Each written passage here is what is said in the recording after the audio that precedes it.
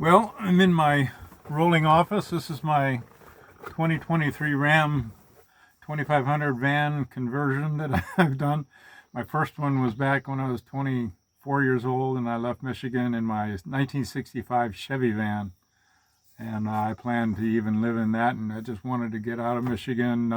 I wasn't leaving anything. I was just going to what I hoped would be my reinvented life in California.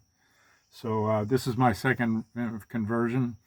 This is my office away from home, and I'm trying to keep up to date on the information that will be part of my book. It's been delayed a little bit to July instead of the spring, but well worth the wait. I assure you, it's including some information that I had run across while I was in Detroit. So what I did was I met with Eric Shawn at the former site of Central Sanitation while I was there, and we did an interview. His program is going to be sometime in July, and it's his episode 7 of his James Riddle Hoffa series. That's going to be his final episode, and it's only about Central Sanitation as far as I'm concerned, not the rest of what my book will cover. But he does have some other things he said that he's working on, so it's not just me, it'll be others, of course. And I'm kind of interested to see how that turns out.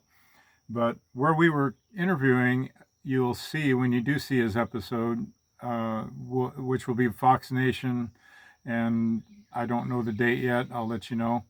But what we did was we talked on camera about why I believe Central Sanitation was the final resting place where Hoffa's remains were disposed of. A lot of that has to do with I already thought so before I heard from my source, which actually worked at Central Sanitation and operated the facility, and also was in charge of the fires. There were two, as you know. So I'm going to kind of recap all of that and add some new things that I found.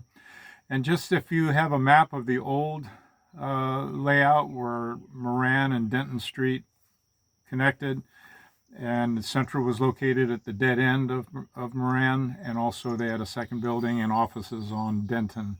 So all of that, though, was covered up not by the building that's there now. That's the William Dickerson Correctional Facility, which is the Wayne County Jail.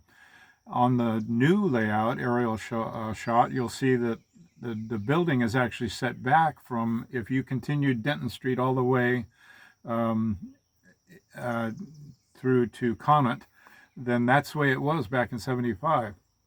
So they put landscaping. The front yard, actually, or landscaped area of the facility covers that plot, but the driveway to the facility seems to match up exactly with where Moran Street was. So I'm going to presume Moran Street was what is now the driveway entrance to the facility.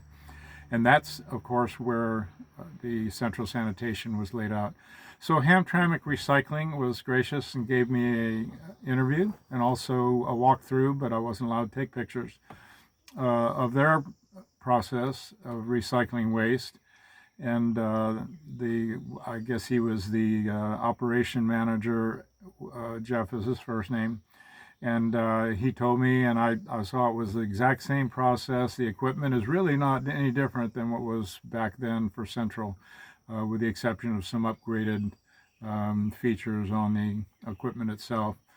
They had an HRB baler bundler, according to my source, and that was a 2-level bundler, and then you would feed the waste material on a 4-foot wide conveyor belt that was a steep incline up to the top where the hopper was, where things would go into the hopper and be compressed, kind of mulched, but he said it wasn't a shredder. I'm going to confirm that, though, because the output looked like it was shredded as well, but I'll confirm that. And then also turned into 1,500-pound rectangular cube type bundles at the base of that equipment, and of course too heavy for people to lift, so it was steel banded automatically by the bundler, and then it would be forklifted onto a rail car. And Central had a rail car on a spur. Hamtramck Recycling does not. They do not ship things by rail, only by truck. and it also goes out to paper mills.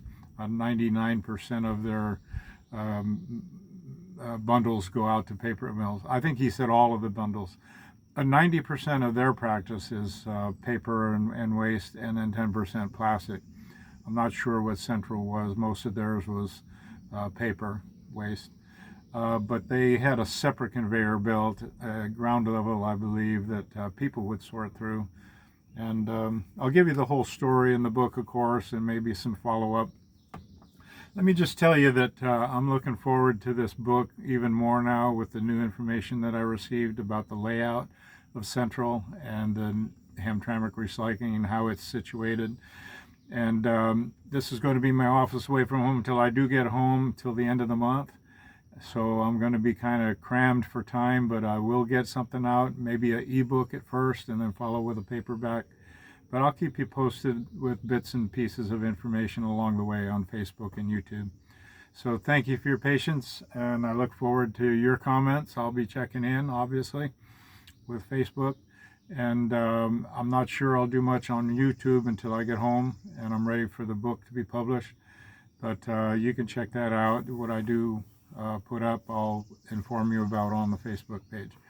So thanks for your support.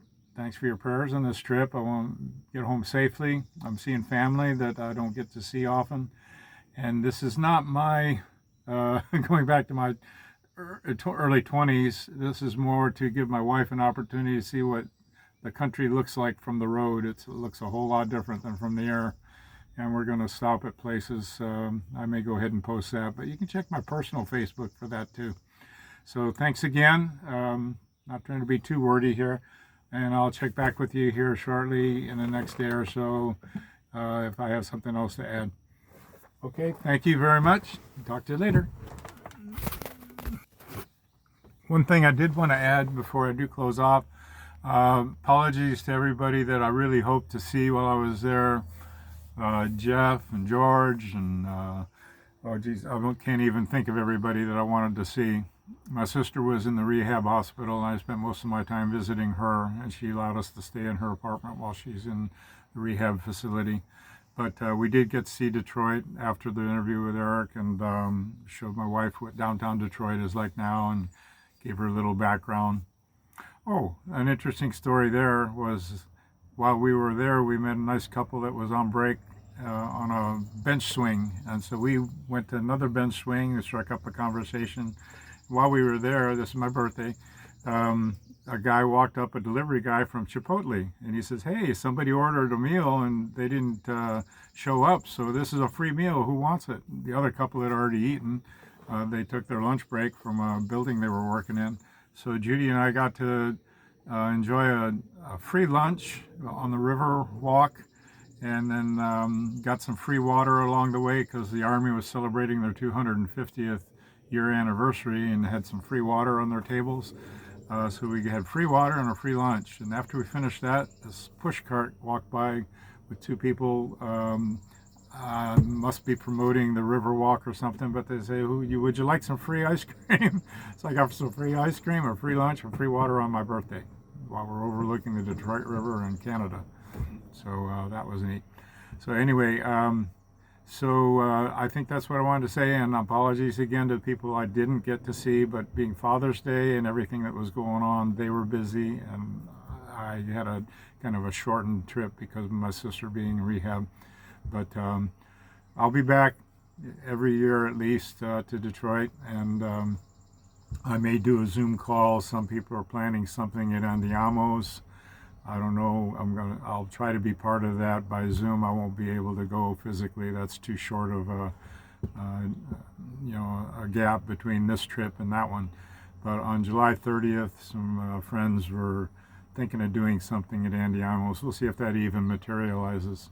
And Eric mentioned he might even show up, but it didn't sound like it was 100% sure. So anyway, thanks again. I'll see you next time.